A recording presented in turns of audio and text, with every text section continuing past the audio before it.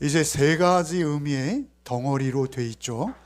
그 세 가지 의미의 덩어리들 가운데 이제 마지막 덩어리인 뭐죠? 읽었죠? 그 본문을 함께 묵상하도록 하겠습니다. 여러분, 누가복음은 일정한 구조를 가지고 진행되고 있습니다. 그래서 그 구조에 보면 이 8장 22절, 지금 오늘 우리가 묵상하는 여기서부터 9장 17절까지는 예수께서 모든 하나님의 피조 세계에 대한 권위를 가지신 메시아 하나님이심을 행동으로 보여주시는 거예요. 지금까지는 말씀으로 쭉 설명하시고 이해를 돕고 깨우치셨다면, 이제 오늘 이 사건부터 9장 17절까지는 실전 훈련이에요. 실제 훈련이에요. 그들을 이제 제자들을 뽑으셨죠. 그리고 말씀을 전하셨죠. 그리고 이제 실습을 나가시는 거예요. 실습을 나가시는 거예요. 그 실습을 나가시는 첫 발이 오늘 본문이라는 것이죠. 행하신 사건들, 이 이적들이 강조하는 것은 딱 한 가지입니다. 그것은 무엇입니까? 예수님은 누구신가입니다. 그 제자들이 제자로서의 사명을 감당하고, 오늘날 우리도 모두가 그리스도의 제자입니다 라고 고백하고 있지 않습니까? 우리가 제자로서의 삶을 살아낸다 라는 그 의미 가운데 예수께서 이제 첫 번째 표적과 이적들을 통해서 내가 누구인지를 너희가 똑바로 알고 그리고 제자 되어라, 이렇게 하시는 거죠. 이제 많은 이적들을 행하실 거예요. 계속. 지금도 이제 그 광인을 치유하러 거라사로 가시는 것이잖아요. 호수를 건너가시는 것입니다. 그 호수를 건너는 중에 첫 번째 그들에게 요구하시는 것은 무엇이냐면 믿음입니다. 믿음. 오늘 지금 이 갈릴리 호수, 성경에서는 호수로 안 하고 바다로 많이 표현하고 있어요. 그 갈릴리 바다를 건너시는데 이 사건 바로 전에 뭐가 있었죠? 예수님의 가족에 얽힌 일화가 있었죠. 오늘 본문이기도 합니다만, 예수님께서 많은 무리들 가운데에서 하나님의 말씀을 계속 전하고 있는데 밖에 누가 왔어요? 어머니와 형제들이 왔죠. 동생들이 왔어요. 동생들이 와서 요구하는 게 뭐죠? 지금 한참 이 말씀을 전하고 있는 중이에요. 그죠? 말하자면 설교 중이세요. 그런데 밖에 오셔서 설교를 중지하고 지금 면회를 하자는 거예요. 보자는 거예요. 왜 오셨죠? 어머니와 동생들이 왜 왔죠? 다른 복음서에 보면 예수가 미쳤다, 정확한 표현이 미쳤다라고 소문이 난 거예요. 예수님을 모시러 온 거예요. 모시러 온 거예요. 여러분, 그때 당시에 어떤 삶의 뿌리라고 할까요? 근원은 무엇이냐면요, 가족이에요. 가족 공동체입니다. 오늘날 우리 핵사회잖아요. 핵가족 시대죠. 그래서 가족의 개념이 오늘날 많이 이렇게 풀어져 있어요. 그러나 그때 당시에 가족은요, 자기 생존의 기반이요, 뿌리요, 전부입니다. 그래서 대단한 가족애가 있었어요. 그래서 예수님이 미쳤다라는 소문을 듣고 가만히 있을 수 없었죠. 어떻게든 끌어와서라도 정상인을 만들어 놔야 되는 것이 가족의 마땅한 의무예요. 그래서 찾아온 거예요. 그런데 예수님께서 너무나 놀라운 말씀하시죠. 뭐라 하세요? 마치 그들과 상관없다는 듯이 예수께서 누가 하나님의 가족이냐? 너희가 내 어머니요, 내 형제요, 내 자매다. 사실 거기에 모여있는 어중이 떠중이들이 모였잖아요. 어디서 온지도 모르는 무리들이, 군중들이 있는데 밖에 그 가족들이 와서 자기를 살려내려고 하고 있는데 예수께서는 뜻밖의 누가 내 어머니냐? 너희가 내 어머니가 될 수도 있고 내 형제요, 자매다. 이런 표현이 가능할지 모르겠지만 악함이 있습니까? 예수께서 가족을 그렇게 무시해도 되는 거예요? 설교 중에 물론 좀 예의를 없이 이렇게 오셨습니다만 그렇게 할 수는 없는 거죠. 그런데 모여든 무리를 오히려 가족이라 하시고 밖에 자기를 구하러 온 진짜 가족을 아닌 것처럼 말씀. 사실 예수님의 생애를 놓고 볼 때 예수님께서 어머니 마리아를 향한 사랑과 애정이 대단한, 잘 알고 있죠. 십자가 위에서도 예수께서는 자신이 가장 사랑했던 제자 요한을 향해서 내 어머니다. 이제 내가 없으니 이 마리아는 네 어머니야. 사실은 그 마리아에게는 아들들이 있었어요. 그럼에도 불구하고 이제 내 어머니처럼 내 집에 이제 이후로는 모셔 라고 부탁하지 않습니까? 사실 많은 주석가들이 예견하기에는 그때 당시 오실 때 이제 마리아와 동생들이 왔습니다만 요셉이 빠져 있죠. 그래서 요셉, 예수님의 아버지였던 요셉은 일찍 돌아가셨을 것이다. 그렇게 여겨요. 사실은 목수로서 하루하루 벌어서 생계를 유지하는 가장이 죽으면 어떻게 되는 거죠? 생계가 막연해지는 것이죠. 예수께서는 나이가 30이 될 때까지 동생들이 충분히 노동력이 있어서 이제 그들의 생계를 유지할 수 있을 때까지 예수님은 가정을 위해 성실하셨던 분이에요. 그 요셉의 빈자리를 성실히 메우셨던 분이에요. 그런데 그분이 가족을 말이죠, 외면하면서 그 어디에서 모여든지도 모르는 무리를 가족이라 하세요. 그런데 한 가지 조건이 있었죠. 뭐예요? 믿으면. 나와 아버지를 믿는 자가 내 어머니요, 내 형제요, 내 자매다. 중요한 것은 우리의 영적 가족은 뭐예요? 예수가 누구인지를 알아야 되고 그 누구인 예수를 믿을 때 우리가 형제가 되는 거예요. 그리고 가족이 되는 거예요. 심지어 나와 피를 나눈 가족이라 할지라도 믿음이 매개가 되지 않으면 한 공동체가 될 수 없다는 것입니다. 그 전제를 가르치시고 이제 그 사건이 있고 나서 뭐예요? 이제 이 풍랑을 잔잔케 하는 이 사건이 펼쳐지고 있는 것입니다. 그리고 그 믿음이 실제가 되는 삶이 어떠한 것인지를 이제 기적과 이사와 표적을 계속 행하실 터인데 그러한 일들과 사건을 통해서 실제하는 하나님의 나라는 우리 가운데 어떻게 실현되어지는지 그것을 행동으로, 말씀이 아니라 지금까지 말씀이었어요. 그러나 이제 행동으로 보이기 시작하는 첫 사건인 거예요. 첫 사건.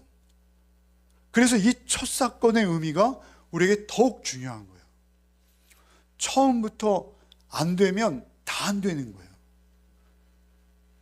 예수가 누구이신지와 그 예수가 나의 삶 속에 어떤 분이신지가 자리매김되지 않고 신앙생활은 출발도 되지 않는 것이다 라는 것이죠. 우리가 많은 설교를 듣고 이론적으로 깨닫고 알고 경험했다 하더라도 그것이 우리의 삶 속에 아무 의미가 없어질 수 있다는 것입니다.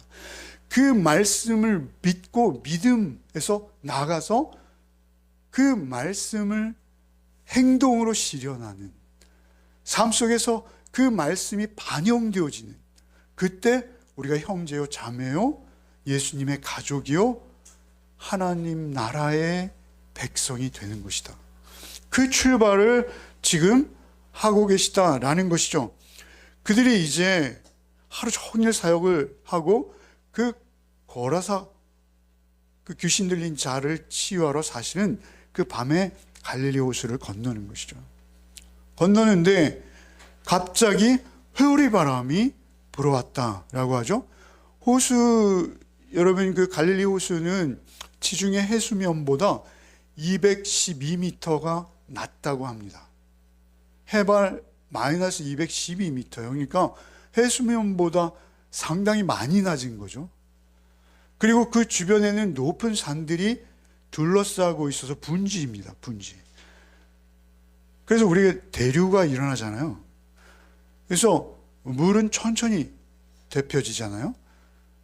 그 천천히 데펴진 물이 밤에 이제 더운 공기가 돼서 올라가면 산 위에 빨리 데펴졌던 공기가 갑자기 식으면서 그 오르는 공기의 간격을 메우기 위해서 산 위로부터 아래로 급한 돌풍이, 회오리 바람이 자주 일어난다고 해요.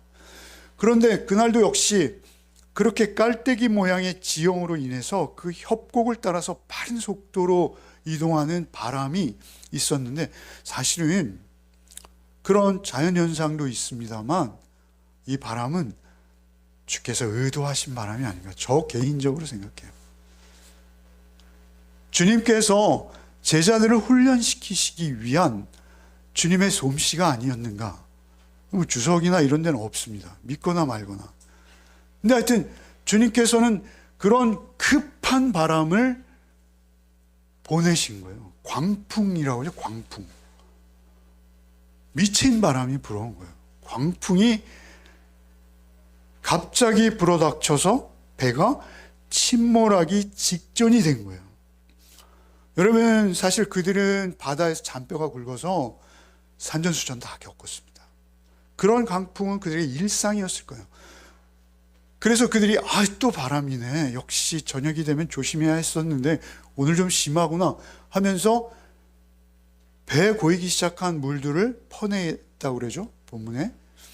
그렇게 퍼냈는데 너무나 물이 빨리 차오르니까 이제 그 노련한 그 바다에, 특별히 갈릴리에서 평생 잔뼈가 굵은 그 익숙한 어부들이 말이죠, 중년을 이미 넘긴 그 어부들이 이제는 피할 수 없이 죽게 되었구나.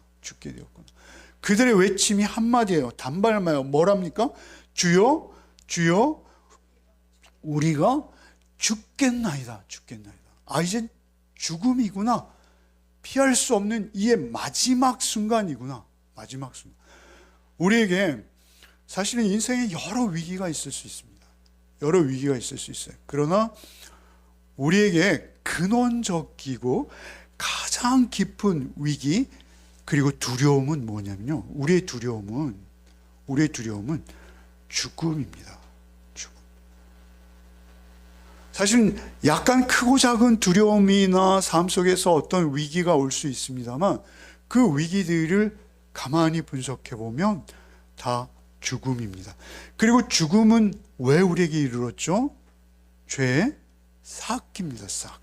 결국 우리의 욕심과 탐욕이 우리의 죽음을 재촉해 오는 것이 성경의 진리입니다. 어찌되었던 그 죽음, 주여, 주여, 우리가 죽겠나이다. 주여, 3창이 아니라 2창을 한 거예요. 주여, 주여, 우리가 죽겠나이다. 주님을 두려움에 떨려서 부르고 있는 거예요. 죽음은 우리에게 본능적으로 한 가지 교훈을 주는 게 있습니다. 그것은 무엇이냐면 심판입니다. 심판.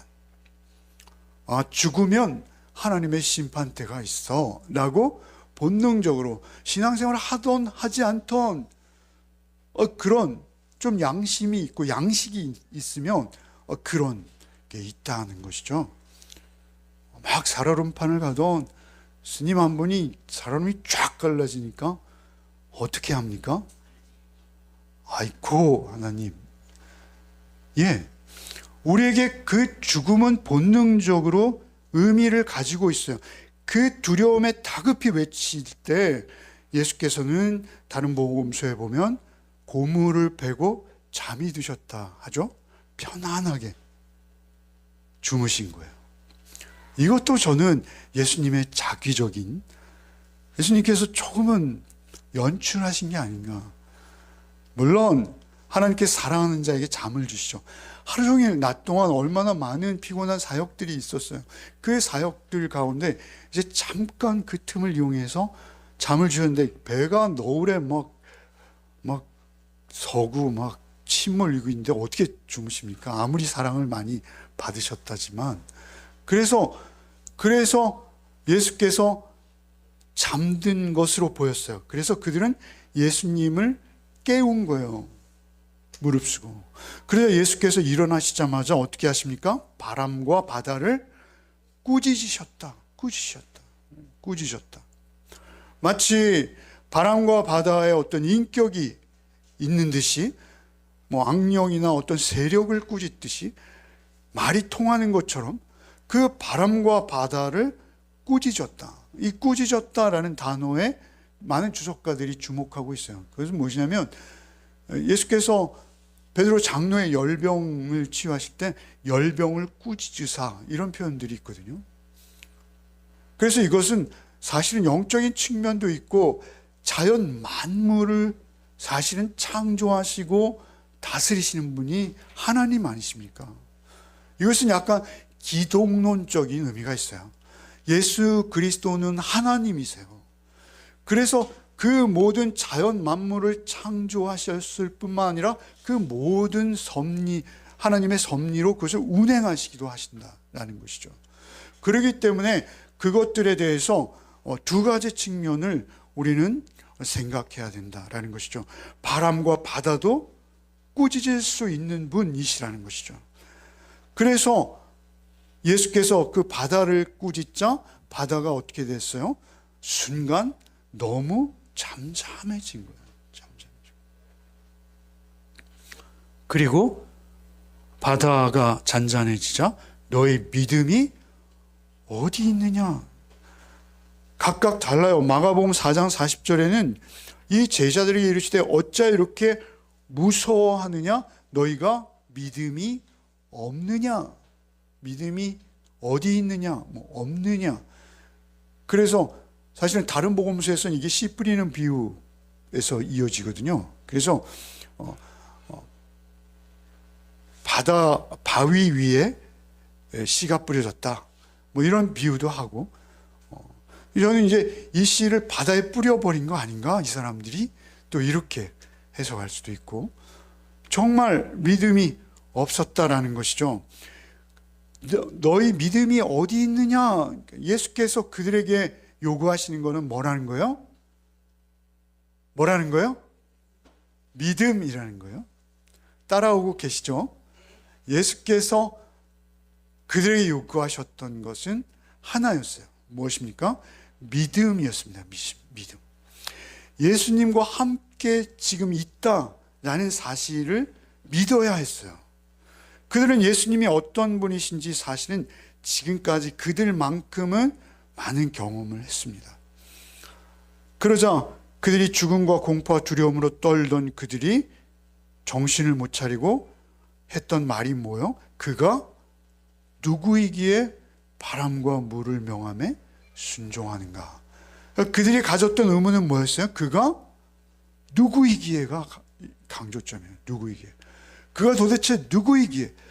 사실은 예수님과 같이 그렇게 지내오고 이렇게 생활하면서도 예수님을 아직 확신하지 못하고 있었다라는 것을 그들 스스로 증명하는 것이죠.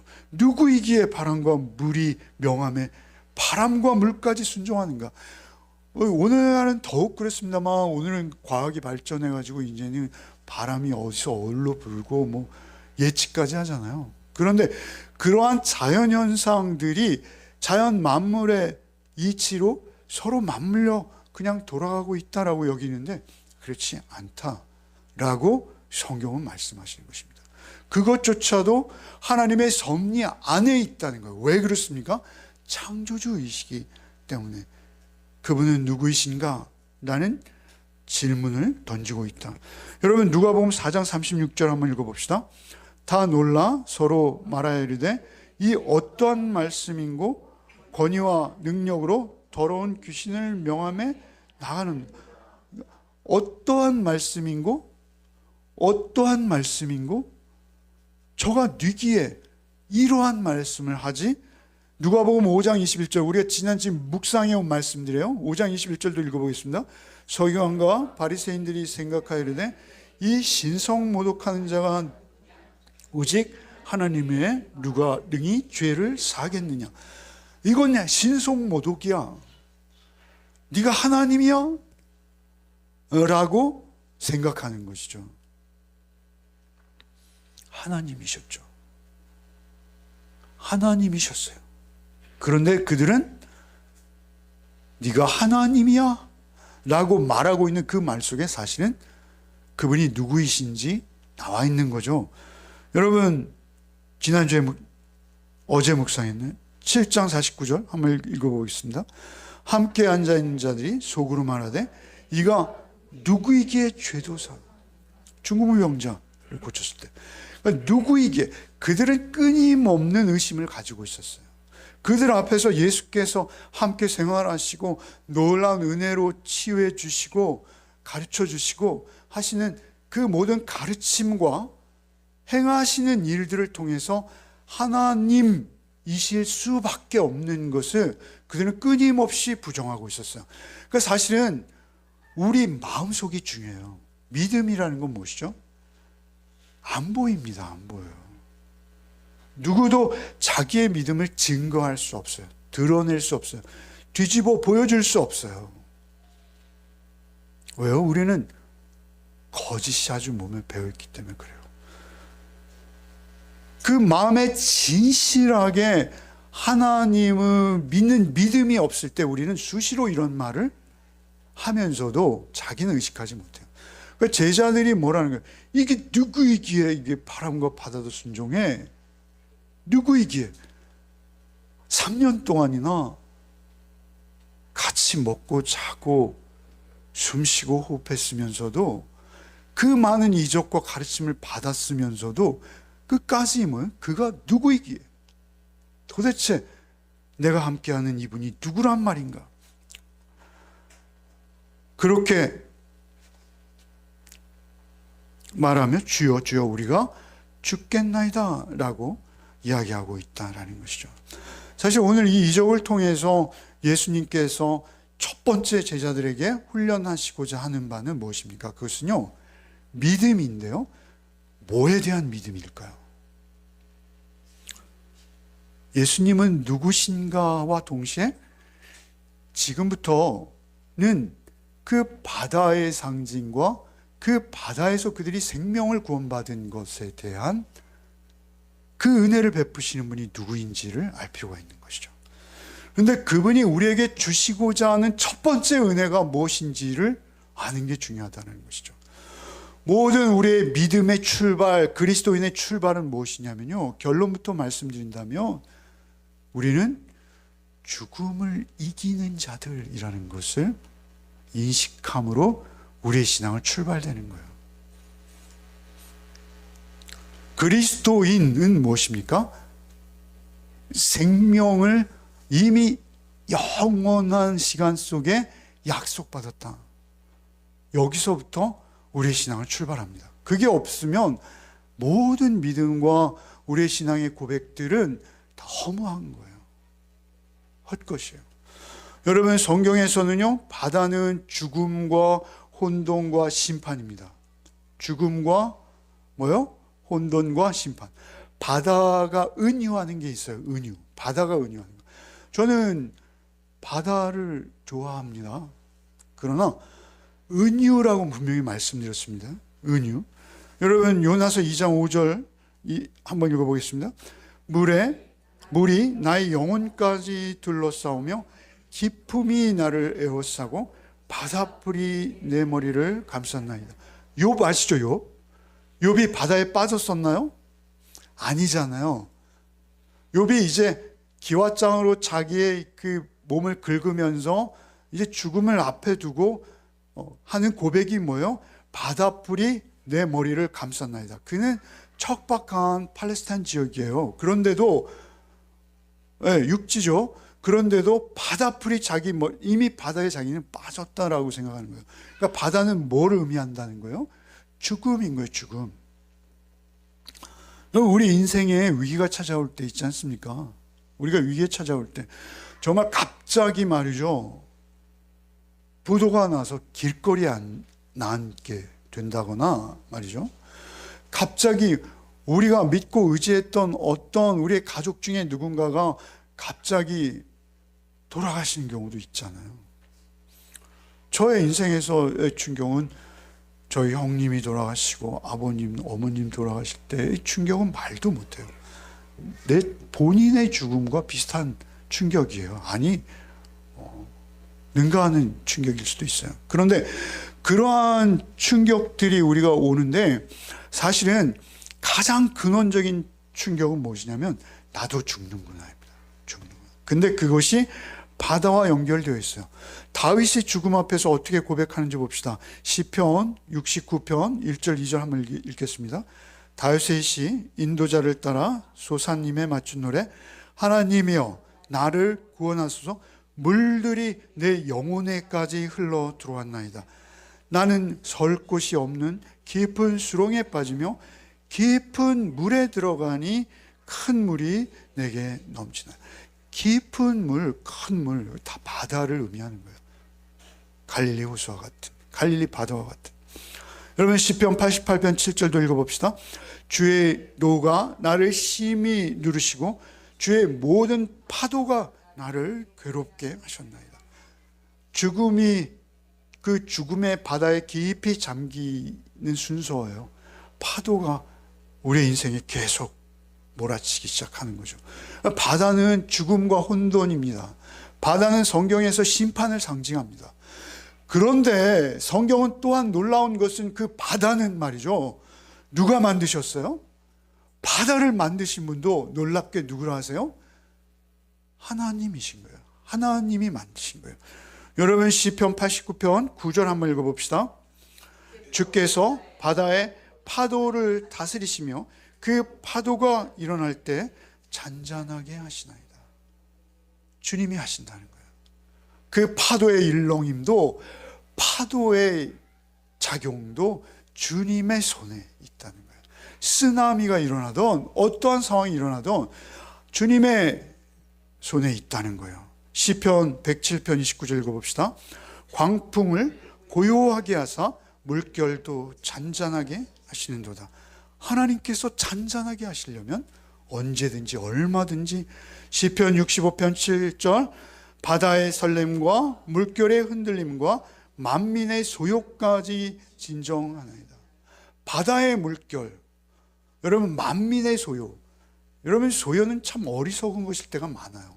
그런데 불가항력적이에요. 세상에 일어나는 소요 다 그렇습니다. 바다가 노해서 바다가 일어나는 것처럼 일어나요. 그런데 그런 모든 것들도 다 누구예요? 하나님께서 쥐고 계시다. 하나님께서 다스리신다. 여러분 이 본문을 해석하는 주석들을 제가 여러 개 보는데요.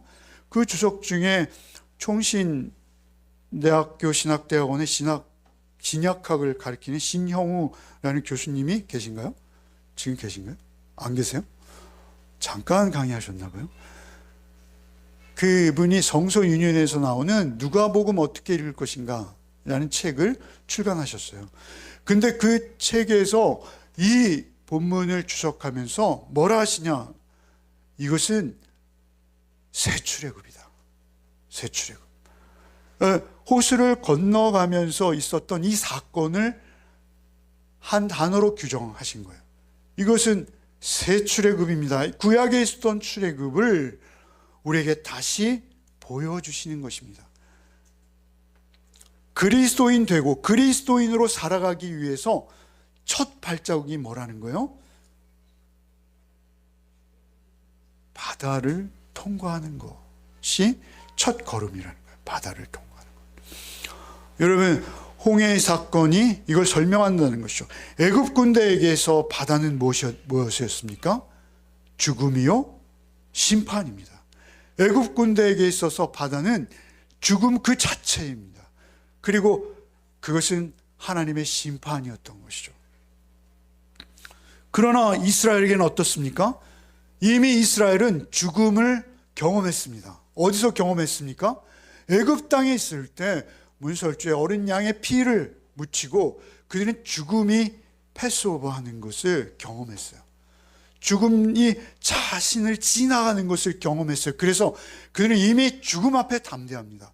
그래서 그 바닷속으로 들어갈 수 있었던 것이고, 그 바닷속에 들어감으로 그들은 오히려 죽음을 맞이한 게 아니라 새 생명으로 태어나는 거예요. 그 새 생명의 길이 되는 거예요. 그 길 자체가 그들에게는 똑같은 홍해 바다였으나 하나에게는 죽음이었고 하나에게는 구원의 길이 되고 만다라는 것이죠. 오히려 죽음이 구원이 되는 거예요.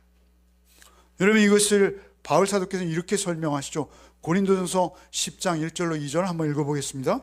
형제들아, 나는 너희가 알지 못하기를 원하지 아니하노니 우리 조상들이 다 구름 아래 있고 바다 가운데로 지나며 모세에게 속하여 다 구름과 바다에서 세례를 받고, 모세에게 속하여 세례를 받는, 세례의 의미는 물을 찍어서 바르는 듯하지만 사실 물에 들어갔다가 나오는 거예요.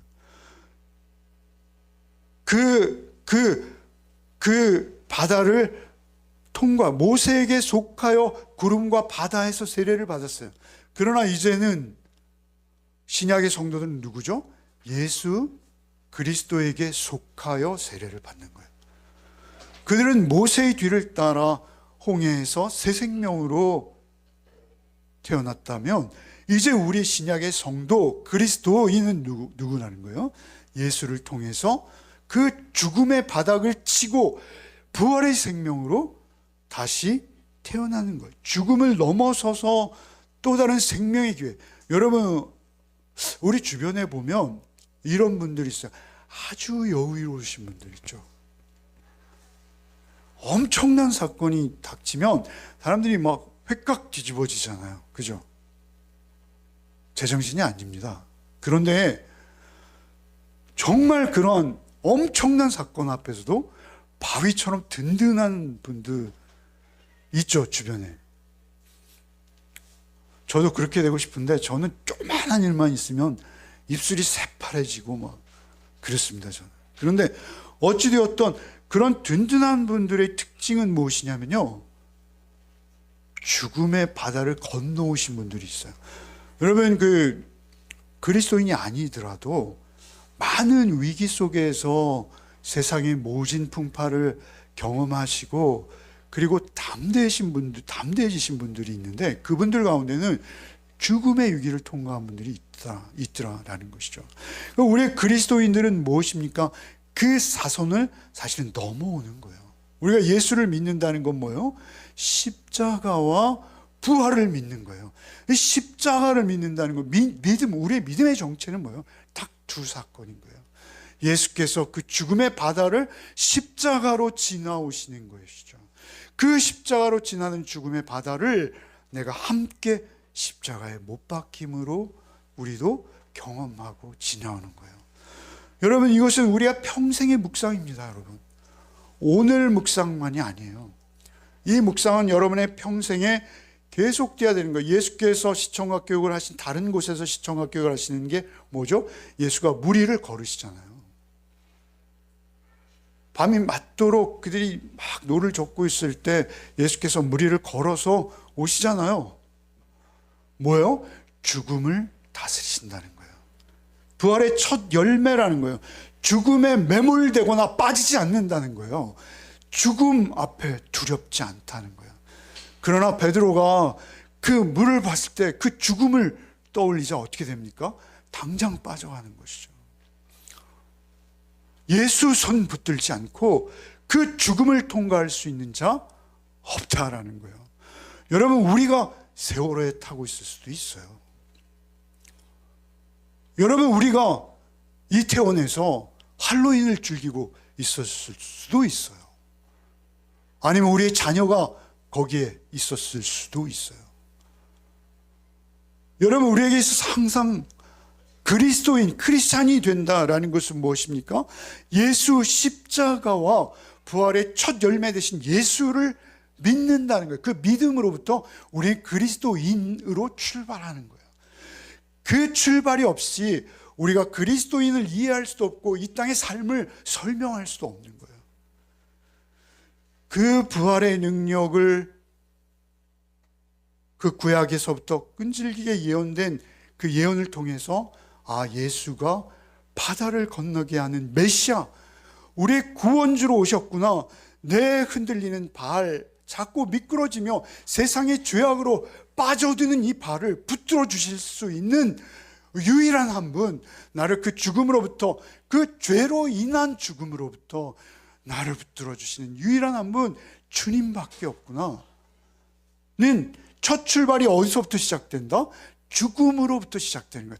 이 땅의 사소한 유익과 사소한 이해관계에 그리스도인됨을 걸지 말라는 거예요. 우리가 그리스도인 된다라는 것은 그 바다를 건너는 것이다. 계시록 21장 1절 한번 읽어봅시다. 또 내가 새 하늘과 새 땅을 보니 처음 하늘과 처음 땅이 없어졌고 바다도 다시 있지 않더라. 새 하늘 새 땅, 아버지의 영원한 나라에서 바다는 없다는 거예요. 죽음은 없다는 거예요. 더 이상 혼돈과 무질서와 불의가 사라진 하나님의 완전한 통치와 다스림과 그 크신 사랑만이 있는 그곳, 그것이 새하늘과 새 땅이에요. 거기에는 바다가 없습니다. 죽음의 권세를 십자가로 승리하셨기 때문에 그 바다를 다스리며 바다를 이기신 분이 우리와 함께 하시고 계시기 때문에 거기에 바다는 없습니다.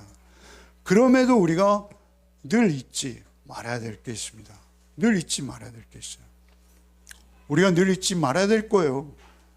늘 묵상해야 될 거예요.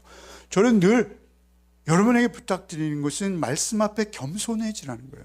말씀 앞에 겸손하게 무릎 꿇고 그 말씀이 나의 삶과 온전한 믿음으로 체득되어지고 삶 속에서 그 믿음이 실현되어질 수 있도록 늘 말씀에 귀 기울이며 말씀 앞에 겸손히 무릎 꿇을 때 그 말씀의 진리가 나의 삶의 중심에 잘 박힌 못과 같이 그렇게 서는 것이죠.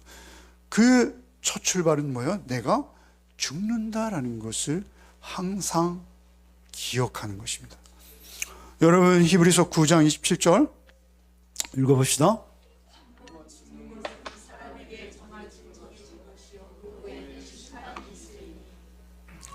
우리의 모든 죄는요, 우리가 이 땅 가운데 우리의 그 욕망과 욕심들은 어디서부터 출발하냐면요, 어디서부터 출발합니까? 자기가 영원히 살 것 같은 느낌으로부터 출발합니다. 자기의 존재가 이 땅에서 영원할 것 같은 거예요.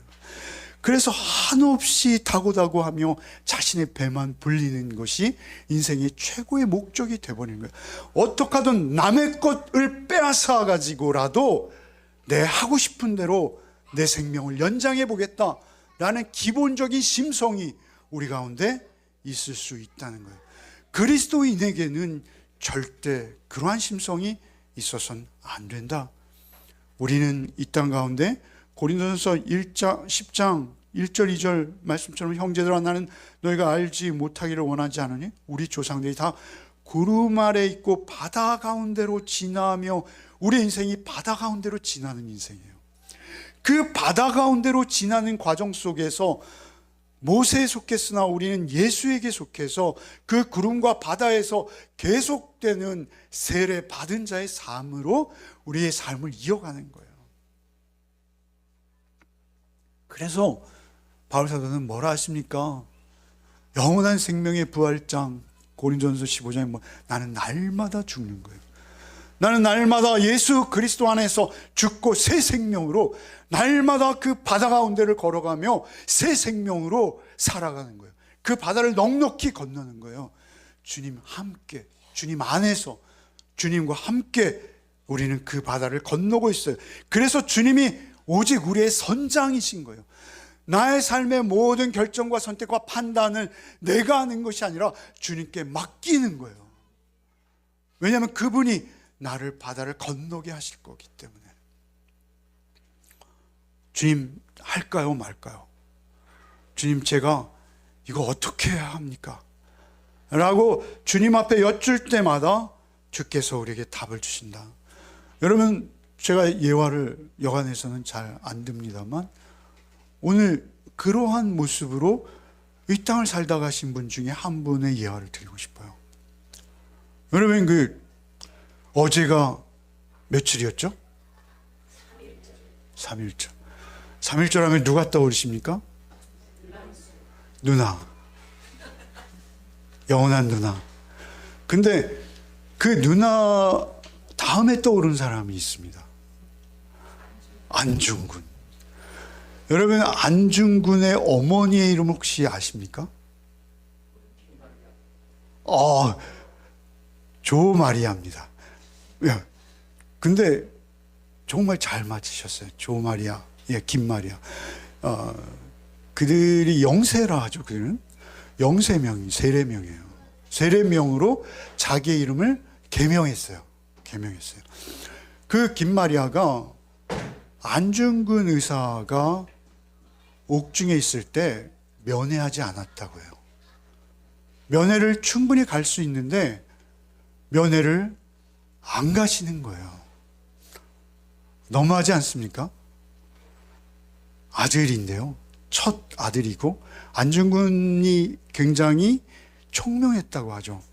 그분 글씨 쓴 거 한번 보세요. 대한민국 쓰고 딱 찍으면 여기 단지 하셨잖아요. 글은 그 사람을 의미한다잖아요. 그 한문을 써내려는 서체를 보세요. 얼마나 아름답고 강직하신지요. 돌아가실 때 나이가 32밖에 안 되셨대요. 약관이세요. 안중근 형이에요. 그러니까 유관순만 누님이 아니고 안중근 형이세요. 근데 안중근 형이 말이죠, 감옥에 있을 때 조마리아가 면회를 안 가셨대요. 그러면서 그 형들을 면회 가는 그 동생들에게 편지를 한 통 보내셨대요. 그 편지를 성경 몇 장 몇 절만 읽으라고 그랬는데 오늘 한번 읽어봅시다. 그 편지 한번 읽어봅시다. 시작. 다른 마음 먹지 말고 죽으라. 옳은 일을 하고 받는 형이니 비겁하게 삶을 구하지 말고 대의에 죽는 것이 어미에 대한 효도다. 아마도 마지막 편지가 될 것이다. 너의 수의를 지어 보내니 이 옷을 입고 가거라. 어미는 현세에서 제외하기를 기대하지 않으니 다음 세상에는 선량한 천부의 아들이 되어 이 세상에 나오노라. 놀랍지 않습니까? 어미는 현세에서 너를 다시 보기 원하지 않는다. 다음 세상에 선량한 천부의 아들, 하나님의 아들이 되어서 이 세상에 나오라. 이 세상에 나와 윤회한다 이런 거 아닙니다. 의미가 뭐겠어요? 새하늘 새 땅인 거예요. 새하늘 새 땅, 천부의 아들이 되어서 이 세상에 나오너라. 1910년 3월 26일 3월이에요. 3월 26일 형장의 이슬로 왜 그렇게 운명을 달리하시는 것이죠. 조마리아 여사께서는 아들의 죽음 이후에 박해를 피해서 연해주로 망명하십니다. 그리고 여생을 강연과 활동으로만 보내세요. 강연과 활동으로. 안중근의 어머니라는 그 신분으로 가는 곳마다 민족 애국사상을 고취하는데 엄청난 기여를 하시고 또 특별히 천주교인이었기 때문에 야수교에 대한 말씀도 많이 하셨다고 합니다. 그런데 어떻게 이렇게 살 수 있습니까? 어떻게 이렇게 아들의 죽음 앞에서 이러한 편지를 보낼 수 있는 거예요? 그리스도인이었다. 저는 그렇게 믿습니다. 하나님께서 은혜로 그분에게 믿음을 주셨고 그 믿음을 붙들고 있었다라는 것이죠. 하나님 앞에서 우리 다시 보자. 이 고통은 옳은 일을 하다가 당한 고통이니, 여러분 우리가 잘 아는 본회퍼라든지 아시잖아요. 다 그런 것이죠. 안중근의 마지막 유언이 무엇인지 또 한번 읽어봅시다. 마지막 유언도 한번 읽어봅시다. 내가 죽은 뒤에 나의 뼈를 하얼빈 공원 곁에 묻어두었다가 우리 국권이 회복되거든 고구로 옮겨다오. 나는 천국에 가서도 또한 마땅히 우리나라의 회복을 위해 힘쓸 것이다. 대한 독립의 소리가 천궁에서 들려오면 나는 마땅히 춤을 추며 만세를 부를 것이다. 말 끝마다, 말 중간마다 그가 고백하는 것은 하나님 나라였어요. 하나님 나라였어요. 우리의 이해가 다르고 우리의 생각이 다르고 우리의 입장과 환경이 다를 뿐이지 그들의 삶 속에서 확실한 거 한 가지 있는 거예요. 그건 무엇이죠?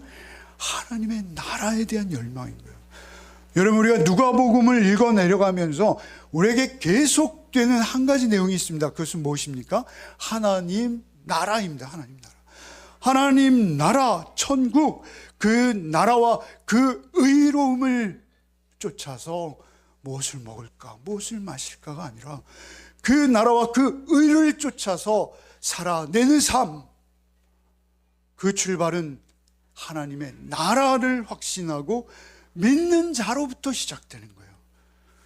그 믿음이 없이 우리가 그리스도인다운 온전한 삶을 하루도 살아낼 수 없다라고 성경은 우리를 교훈하십니다. 여러분, 예수님이 제자들을 훈련하시면서 이제 훈련이 막 시작되면서 첫 번째 실행의 단계로 보이시는 이 놀라운 기적 속에 있는 의미를 우리가 똑바로 새겨야 될 줄 믿습니다. 그리고 우리의 삶 속에서 과연 우리의 삶이 어떻게 살아야 될 것인지 여러분 안에 설계하시기 바랍니다. 충분히 말씀을 묵상하십시오. 주일 말씀은 우리 교회는 주일날 함께 묵상하니까 주일 말씀은 끝이야 이러시면 되는 거예요? 안 됩니다.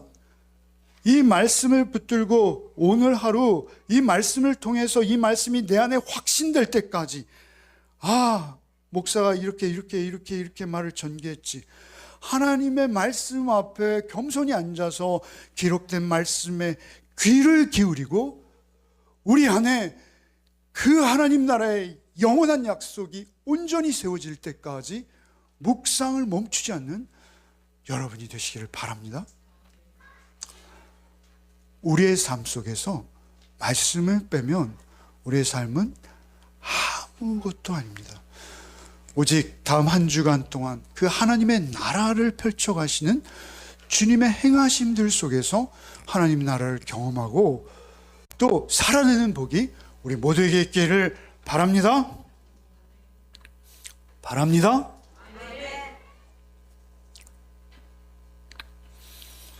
주님, 우리 인생이 언젠가 끝날 것을 알고 있습니다. 주님, 우리를 긍휼히 여기셔서 이 땅에서의 인생이 끝이 아닌 것을 우리에게 알려주셨고 우리에게 새로운 소망으로 우리를 새롭게 하셨으니 감사합니다. 우리가 오직 주의 그 소망의 나라, 아버지의 나라에 이르기까지 우리 인생의 배에서 선장은 오직 주님 한 분 되심을 믿게 하여 주옵소서. 죽음을 이기신 주님, 지금 살아계셔서 말씀이 육신이 되어 나를 날마다 찾으시는 주님을 우리가 믿고 의지하며 주님만 따르는 또 한 주가 되게 하여 주시옵소서. 온전히 나를 날마다 새롭게 하시는 주를 힘입어 우리 가족을 섬기고 우리 공동체를 섬기고 우리 직장을 섬기고 우리 나라를 섬길 수 있는 우리 모두가 되게 하여 주시옵소서. 예수 그리스도 이름 받들어 기도하옵나이다. 아멘.